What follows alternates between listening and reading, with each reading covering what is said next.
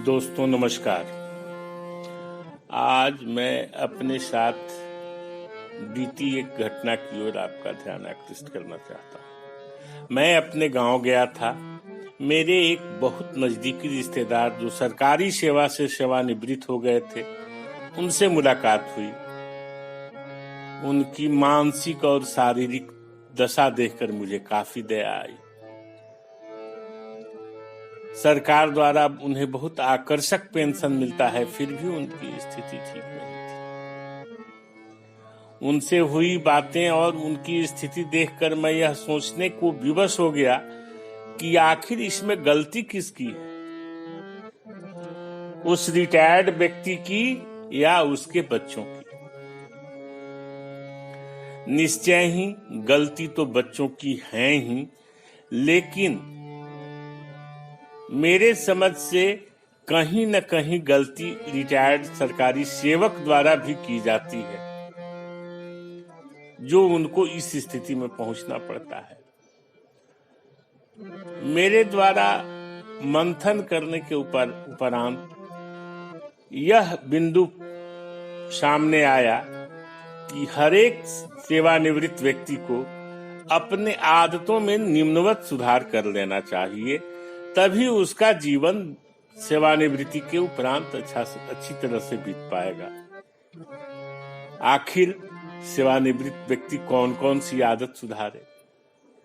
मेरे समझ से सबसे पहला तो सेवानिवृत्त व्यक्ति यह निर्णय ले कि उसे उसके द्वारा स्वनिर्मित घर में ही रहना है।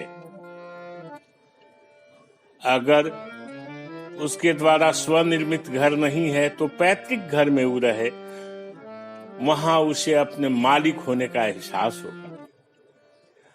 दूसरी स्थिति यह आदत बनावे कि जीवन भर तो अपनी सारी कमाई वह बच्चों को दे ही दिया, सेवानिवृत्ति उपरांत जो भी राशि मिले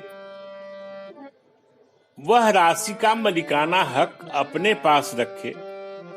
वैसे भी उनके नहीं रहने की स्थिति में वह सारी संपत्ति उनको बच्चों को ही मिलेगी, लेकिन वह पैसा बच्चों को अगर दे दिया जाता है तो आपका बच्चा कितना भी अच्छा हो, वह स्वतंत्र नहीं रह पाता है। उसकी बीवी बच्चे, उसकी अपनी जरूरतें हो जाती हैं और उस स्थिति में आपका जरूरत गौण हो जाता है और आपकी स्थिति याचक की हो जाती है। अगर सिक्योर करना है तो आप अपनी पत्नी को सिक्योर कर दें कि अगर दुर्भाग्यवश आप नहीं रहे तो उस बेचारी का जीवन यापन ठीक ढंग से हो जाए। आप अपने मित्र, जो आपके मित्र रहे हैं और जिनको आपकी संपत्ति से कोई मतलब नहीं है, वैसे लोगों से संवाद बनाए रखें। मित्रों से एक बल मिलता है और वह हर स्थिति में आपके लिए ही अच्छा होगा। इसलिए सही मित्रों से संवाद बनाए रखें।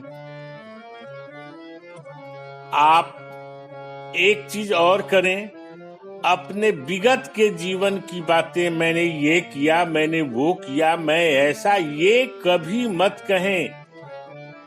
वह अब आपका कल का जीवन था जो आज आपके बच्चों के जीवन से कोई मेल नहीं खाता है, इसलिए वे उसे सुनना नहीं चाहेंगे और उनका न सुनना आपको बुरा लगेगा। एक आदत में हम और सुधार करें कि बच्चों के जीवन में दखलंदाजी नहीं करें। अरे भाई, अब उनका जीवन है, उनके बीवी बच्चों का जीवन है, आप अपना जीवन जी लिए हैं। वैसी स्थिति में जहां आपके द्वारा टोका टोकी की जाएगी, आपकी स्थिति बहुत ही खराब हो जाएगी। उनको उनके अनुसार, अपने आइडियोलॉजी के अनुसार जीने दीजिए। आप कौन होते हैं अपना आइडियोलॉजी उन पर ठोकने वाले?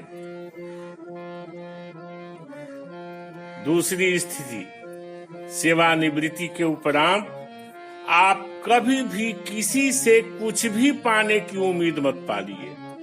मैं तो कहूंगा कि भगवान से भी कुछ मांगने की जरूरत नहीं है।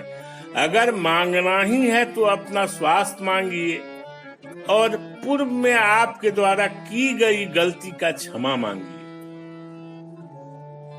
रूडनेस अगर आप में रहेगा तो ईश्वर भी माफ नहीं करेगा, बच्चा को तो माफ करने का सवाल ही नहीं उठता है।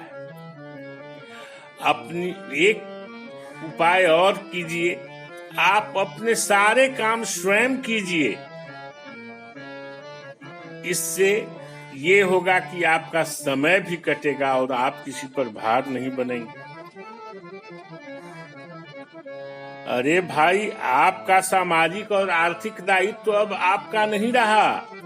जिसे आप गले लगाए हुए हैं वो आपके बच्चे का सामाजिक और आर्थिक दायित्व है, उसी को करने दीजिए। सेवानिवृत्ति के उपरांत आप उन दायित्वों को निभाने के चक्कर में अपना सब चीज मत समाप्त कर दीजिए। अगर मेरे समझ से सेवानिवृत्त व्यक्ति इस तरह से जीवन जिएगा तो शायद उसका जीवन बहुत अच्छा हो जाएगा और उसके बच्चे भी ठीक से रहेंगे। क्योंकि यह भय कहीं न कहीं रहेगा कि बूढ़ा अपने आप में पुष्ट है और बूढ़ा अपने आप में परिपूर्ण है। अगर इन आदतों को हम अपना लें तो शायद बहुत गलत स्थिति नहीं होगी। मानसिक गलत स्थिति तो कतई नहीं होगी। शारीरिक उम्र के अनुसार जो होना है वह तो होगा ही। जी धन्यवाद।